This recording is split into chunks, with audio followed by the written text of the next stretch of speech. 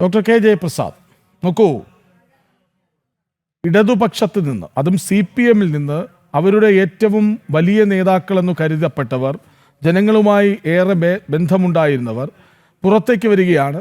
അവർക്കൊക്കെ വളരെ പെട്ടെന്ന് കൈകൊടുക്കുന്നു കോൺഗ്രസും UDF-ഉം. അവരിൽ പലരെയുമല്ല എല്ലാവരെയും സ്ഥാനാർത്ഥികളാക്കുന്നു. അതിൽ അതൃപ്തി പൂണ്ടവർ വിമതരാകുമെന്ന് ഭീഷണിപ്പെടുത്തുന്നു. അടങ്ങിയിരിക്കാതെ സജീവമായി തിരിച്ചു വിളിച്ചു പറയുന്നു. പിന്നീട് അടങ്ങിയെന്ന് തോന്നിപ്പിക്കുന്നു. ഇത് UDF-ലും പ്രശ്നങ്ങൾ ഉണ്ടാക്കുന്നില്ലേ? കോൺഗ്രസ് ഈ കൈവിട്ട കളി കളിക്കുന്നത് വലിയ തിരിച്ചടി മൂകമായിരുന്ന് നേരിടേണ്ടി വരും എന്ന തോന്നൽ ഉണ്ടോ? 1967 മുതൽ കേരളത്തിൽ രൂപപ്പെട്ട ഇടത് വലത് മുന്നണികൾ 1980 ശേഷം അതിന് വേറൊരു രൂപം വന്നു. രണ്ടും LDF-ഉം UDF-ഉമായിട്ട് മാറി. അത് കേരള രാഷ്ട്രീയത്തിൽ മാറി മാറി ഭരിച്ചുകൊണ്ട് വികസന വിഷയങ്ങളെ പൂർണ്ണമായിട്ടും അവഗണിച്ച് പലപ്പോഴും വെൽഫെയർ ചില മെഷേഴ്സും ക്ഷേമ പെൻഷൻ പോലെയുള്ള വിഷയങ്ങളിലൊക്കെ ഒതുങ്ങി നിന്നുകൊണ്ട് നമ്മുടെ തിരഞ്ഞെടുപ്പുമായിട്ട് ബന്ധപ്പെട്ട് പലപ്പോഴും വൈകാരികമായ വിഷയങ്ങളുണ്ടാക്കി ചർച്ച ചെയ്തുകൊണ്ടാണ്. ഇപ്പോൾ നമുക്കറിയാം 2016 തിരഞ്ഞെടുപ്പ് എന്നതിൽ വെറും ഒരു സോളാർ പെണ്ണ് കേസുമായി ബന്ധപ്പെട്ടിട്ടാണ് കേരളത്തിൽ ചർച്ച ചെയ്തത്. അപ്പോൾ അത്തരം ഒരു പശ്ചാത്തലമുണ്ടായിരുന്നു. ഇന്ന് നമ്മൾ കാണുന്നത് 2024 ലോക്സഭാ തെരഞ്ഞെടുപ്പിൽ BJP കേരളത്തിൻ്റെ മുഖ്യധാരയിലേക്ക് വരും. ഏതാണ്ട് പോൾ ചെയ്ത വോട്ടിലെ 20% വോട്ട് BJPക്ക് ലഭിക്കേണ്ടായി.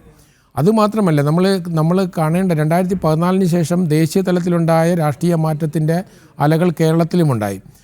കേരളത്തിൽ നമ്മൾ 80കളിലും 90കളിലും കേരളത്തിലെ വോട്ട് ഷെയർ നമ്മൾ നോക്കിക്കഴിഞ്ഞാൽ 95% വോട്ടും ഇടത് വലത് മുന്നണികൾ തമ്മിൽ ഷെയർ ചെയ്യുമായിരുന്നു.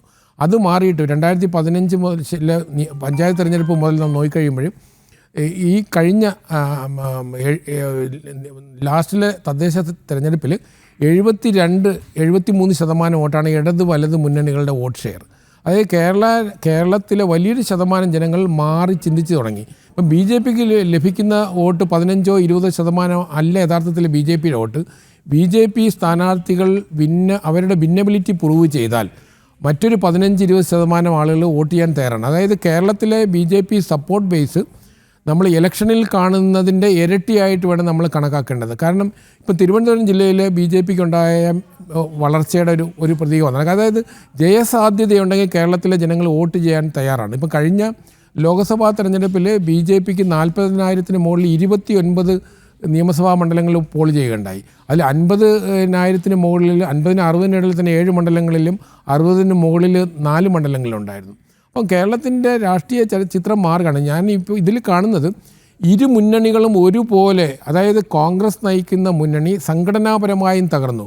പഴയ കാലത്ത് കോൺഗ്രസ് AI ഗ്രൂപ്പുകളായിരുന്നെങ്കിൽ ഇപ്പം കോൺഗ്രസ് ഒരു ആൾക്കൂട്ടമായി അധപ്പതിക്കുകയും ഇതേപോലത്തെ സുധാകരൻ വിഷയം അവിടെയും ഉണ്ടായി. പക്ഷേ പലരും പുറത്തു പോകാതെ മടിച്ചു നിൽക്കുന്നതിൻ്റെ കാരണം വരുന്ന തെരഞ്ഞെടുപ്പിൽ UDF അധികാരത്തിൽ വരുമോ എന്നുള്ള ഒരു തോന്നലുള്ളത് കൊണ്ടാണ് കോൺഗ്രസ്സിലെ പൊട്ടിത്തെറി ഒരുപാട് പുറത്തു പോകാത്തത്. അപ്പോൾ CPM-നെ സംബന്ധിച്ചിടത്തോളം എന്തായാലും CPM തിരിച്ചു വരില്ല എന്നൊരു ധാരണയുള്ളത് കൊണ്ട് കുറച്ചുകൂടി അത് ശക്തമായി നമ്മൾ കാണുന്നുള്ളൂ. അപ്പം കമ്മ്യൂണിസ്റ്റ് മാർക്സിസ്റ്റ് പാർട്ടി നയിക്കുന്ന മുന്നണിയുടെ ജീർണതയും പാർട്ടിയുടെ തകർച്ചയും ഒരു ഭാഗത്തും. ജയപ്രസാദ്, ജനങ്ങളിലേക്ക് വരാം. ഇപ്പോൾ ജോസൂട്ടി എന്ന പ്രേക്ഷകൻ പാലയിൽ നിന്ന് ഒപ്പം ചേരുന്നുണ്ട്. പാലയിൽ വലിയ ത്രികോണ പോരാട്ടമാണല്ലോ ഈ വിഷയത്തിൽ. സുധാകരനെ എന്തുകൊണ്ട് നിങ്ങൾ ചേർത്ത് പിടിച്ചില്ല എന്ന് MA ബേബിയും കാരാട്ട് ചോദിക്കുന്നു. ചേർത്ത് പിടിക്കാത്തത് കൊണ്ട് ഞങ്ങൾ അങ്ങോട്ട് തെരഞ്ഞെടുപ്പ് പ്രചാരണത്തിന് വരില്ലെന്ന് അവർ പറയുന്നു. അപ്പോൾ രണ്ടു തട്ടിലാണ് CPM-ന്റെ കേന്ദ്ര സംസ്ഥാന നേതൃത്വങ്ങൾ. എന്താണ് അഭിപ്രായം? സാറേ, ഇത് നമുക്കത് ചർച്ച ചെയ്യേണ്ട സാറേ. ഇതൊക്കെ ചീഞ്ഞ രാഷ്ട്രീയം സാറേ. അതിനെക്കുറിച്ചൊന്നും ചർച്ച ചെയ്യേണ്ട. ഈ പാർട്ടിക്കുള്ളിൽ ഇടതുപക്ഷവും വലതുപക്ഷവും കൂടെ ഇവിടെ കെട്ടുന്ന കോലങ്ങളെന്നോ അതൊന്നും നമുക്ക് ചർച്ച ചെയ്യേണ്ടതാ. ഇവിടെ സാറേ വിലക്കയറ്റം, സാറൊന്ന് ഓർത്ത് പോയി 30 തൊട്ട് കർപ്പൂരം വരെ പാവപ്പെട്ടവർ ജീവിക്കാൻ പറ്റാത്ത ഒരു അവസ്ഥയുണ്ട്. കെട്ടുകാരിച്ച, ഇടിച്ചുപറി, ബലാത്സംഗം, എന്താ ഇവിടെ കേരളത്തെ അവസ്ഥ? ഇതിനെക്കുറിച്ചൊക്കെ ചർച്ച ചെയ്യണം സാറേ. ഇതൊക്കെ ചർച്ച ചെയ്യാതിരിക്കാൻ വേണ്ടി ഈ ജിമ്മിക്ക് കെട്ട് കാണിക്കുന്ന ഇതിലൊന്നും വീണ് പോകരുത്. കേരളത്തിലെ ജനങ്ങൾ മാധ്യമപ്രവർത്തകരും ഇതിലൊന്നും വീണ് പോകരുത്. കാരണം എന്താ, ഇപ്പൊ ഡീൽ എന്ന് പറഞ്ഞ സംഭവമായിട്ട് പ്രതിപക്ഷ നേതാവുണ്ട്.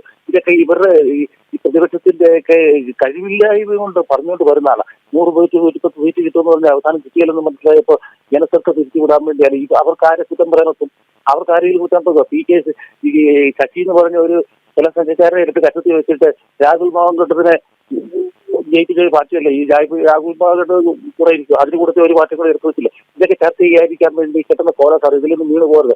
ജനങ്ങൾക്ക് ഇവിടെ ജീവിക്കാൻ പറ്റുന്ന ഒരു അവസ്ഥയിൽ എത്തിയിരിക്കുകയാണ് ഈ കേരളം. അത് ചർച്ച ചെയ്ത് ജനങ്ങളിലെത്തി ജനങ്ങൾ ആചരിക്കുന്നതോ സാറേ, അല്ലാതെ ഇവര് അവിടെ കിടന്ന് തെറി പറയോ ഇതിന്നോ ഇന്നലെ തുടങ്ങിയാണോ? ഞങ്ങളുടെ കാലികത്തിലെ വിഷയത്തിലേക്ക് വിളിച്ച അറിയാമോ? ചികിത്സ രീതിയിലേക്ക് വിളിച്ച സാറിനൊക്കെ അറിയാൻ അതൊന്നും ഞാൻ പറഞ്ഞില്ല. ഇതുപോലെ പല കാര്യങ്ങളും ഈ ഇടതുപക്ഷവും പറയുന്നുണ്ട്, അതുപോലെ വലതുപക്ഷവും ചുറ്റുമുള്ള ആൾക്കാരെങ്കിലും അവരും തിരിഞ്ഞും തെറി പറയുന്നുണ്ട്. അതിലൊന്നും ഇങ്ങനെ പോലെ സാറേ, നമുക്ക് ഒരുപാട് ജനങ്ങളെ ബാധിക്കുന്ന പ്രശ്നങ്ങൾ ഈ നാട്ടിലുണ്ട്. അത് ചർച്ച ചെയ്യണം. ജനങ്ങൾക്ക് ഇപ്പോൾ രാത്രി പോലും ഇറങ്ങി നടക്കാൻ പറ്റാത്തൊരവസ്ഥ ഈ കഴിഞ്ഞ നടക്കണ്ടല്ലോ. ഒരു തിരുമാതിരി ഇറങ്ങി നടന്നപ്പം രാത്രി വെള്ളത്തിന് ഞാൻ പോയി. ഇത് അഴിമതി നടക്കുന്നത്. അതുപോലെ ഇപ്പോൾ ഇത് പെട്രോളും ഡീസലും ഒന്നും സർക്കാർ വണ്ടികൾക്കോ സർക്കാർ കാണുന്നത് കൊടുക്കുകയല്ല. പെട്രോൾ ഡീലർമാർ പറഞ്ഞ് 1000 കോടി മേളി കൊടുക്കാറുണ്ട്. നാളെ കഴിഞ്ഞ് പോലെ അതും സംഭവിച്ചു കഴിഞ്ഞാൽ ഈ PR വർക്കിന് എത്ര കോടി ലക്ഷങ്ങളാണ് ഇവിടെ ഈ ചാനലുകാർക്കും അവർക്കും വാരി എറിയുന്നത്. അതൊക്കെ ചർച്ച ചെയ്യണം സാറേ. അല്ലാതെ ഇങ്ങനെയുള്ള ഈ വൃത്തിയായിട്ടൊരു ആക്ഷൻ നമുക്ക് വേണ്ട സാറേ. നമ്മൾ ഇങ്ങനെയുള്ള ചർച്ച ചെയ്യണം. കാരണം ജനങ്ങളൊന്നും ആശ്രയിക്കില്ല. അവന്മാർ ഇടതും ബലം ചെയ്യും. ഇവിടെ കണ്ട ഇപ്പോൾ നരേന്ദ്രമോദി കയറി കഴിഞ്ഞ് എന്തെങ്കിലും ഒരു ഒരുപാട് അഴിമതിമാർക്ക് കാര്യങ്ങൾ അതുപോലെ ജനങ്ങൾക്ക് വേണ്ടി പ്രവർത്തിക്കണം. അതും നമുക്ക് ചർച്ച ചെയ്യണം സാർ. Okay sir. ശരി, ശ്രീ ജോസൂട്ടി പാലയിൽ നിന്നാണ് ഒപ്പം ചേർന്നത്. ഇതുവരെ ഈ രാഷ്ട്രീയ സാഹചര്യം വിശദീകരിക്കുകയായിരുന്നു ഡോക്ടർ KJ പ്രസാദ്.